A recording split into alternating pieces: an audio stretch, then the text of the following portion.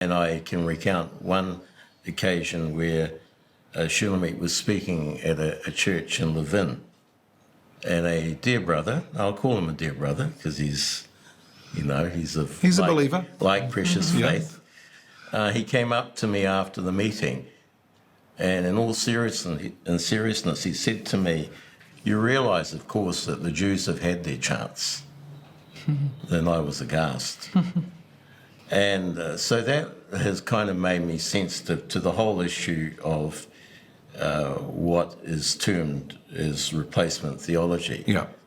And recently when I was listening to a message, incidentally it was being given by a Messianic believer in Israel, and I heard him use the term spiritual Israel, and my antenna poked up. And so I'm now writing a response to that in which I try to show that the biblical reference to the Israel of God is not a reference to the Church Universal, but really is a reference to that section of Israel that is accepting of Yeshua as the Messiah. It's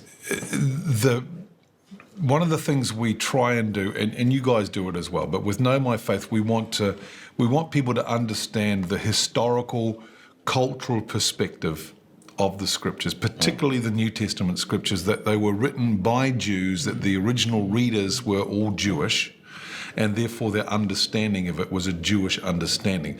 Now, you're a Kiwi, so you'd understand it, but Shulamit, you might have come across it. We have this wonderful saying in New Zealand, ladies bring a plate.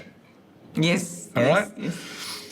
I love it when ladies turn up with just an empty plate. You know, I said to a lady, I was doing some training with one of my other jobs previously, and she was English, and she mentioned that. And I said, we could explain that to you, but it's so much fun to watch you just turn up with an empty plate. Yeah.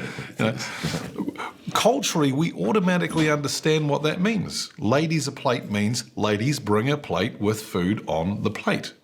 But if you don't understand that, you miss out so much.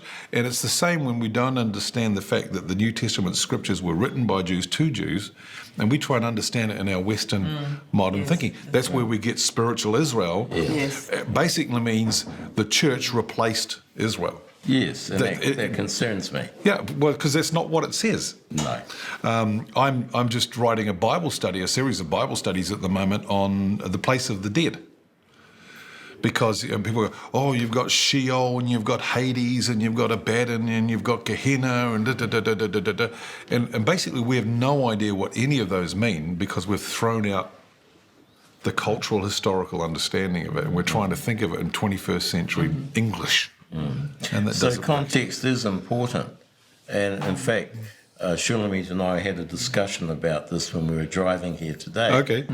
And I was trying to show her in a passage of scripture that she was reading that we have to actually pay careful attention to every word and the way it's placed within the sentence.